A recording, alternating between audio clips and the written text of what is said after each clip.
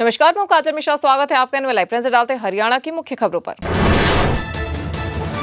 हरियाणा के खिलाड़ियों को मिल सकती है खुशखबरी। प्रदेश सरकार ग्रुप सी के सभी विभागीय पदों में 3% बहाल कर सकती है आरक्षण। अब तक ग्रुप सी पदों पर मात्र 7 विभागों में खिलाड़ियों की भर्ती का है प्रावधान, जिसका खिलाड़ी पहले दिन से ही कर रहे हैं विरोध। सरकार ने ग्रुप ए, बी और सी पदों पर खेल कोटे का आरक्षण कर दिया था खत्म। इस मामले को लेकर हरियाणा के मुख्यमंत्री नायाब सिंह सैनी नजर आए गंभीर और उन्होंने मुख्य प्रधान सचिव राजेश खुल्लर को दे दी इसकी जिम्मेदारी।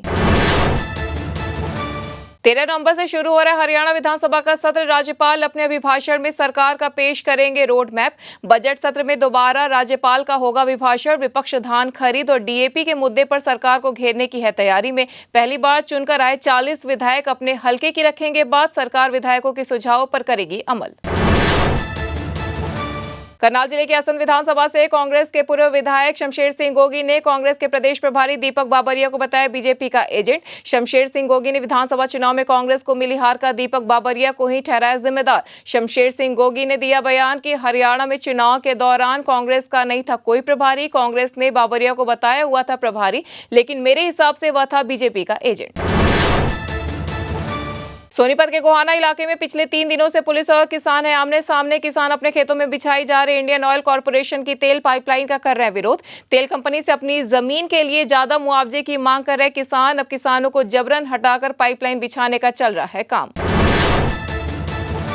पानीपत शहर जीटी रोड पर एक गाड़ी चालक का कर लिया गया अपहरण। इसके बाद उससे की गई लूटपाट। पीड़ित के हाथ पैर और आंखें बांधकर खेतों में रस्सी से बांधकर बदमाश उसका मोबाइल फोन, कैश और कार लूटकर हो गए फरार। किसी तरह खुद को बंधन मुक्त करवाकर युवक वहां से पहुंचा थाने और बताइए आप बीती। पुलिस ने शिकायत के आधार पर केस दर्ज कर शुरू कर दी आगामी जांच पड़ताल।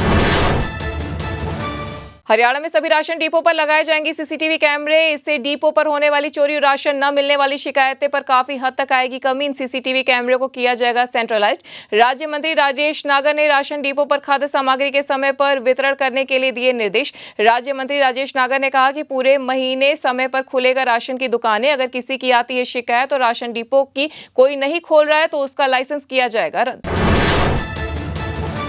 हरियाणा में पराली जलाने की घटनाओं को कम करने की दिशा में सरकार ने अपनाया हुआ सख्त रवैया। साथ ही पराली जलाने वालों को रोकने में कोताही करने वाले अफसरों पर भी लिया जा रहा है सख्त एक्शन। ऐसे 21 अफसरों के खिलाफ वायु गुणवत्ता प्रबंध आयोग की धारा 14 के तहत शिकायत दर्ज करने की गई कार्रवाई। इसके तहत विभाग जांच में आरोप सही मिलने पर अफसर को निलंबित करने का है प्रावधान।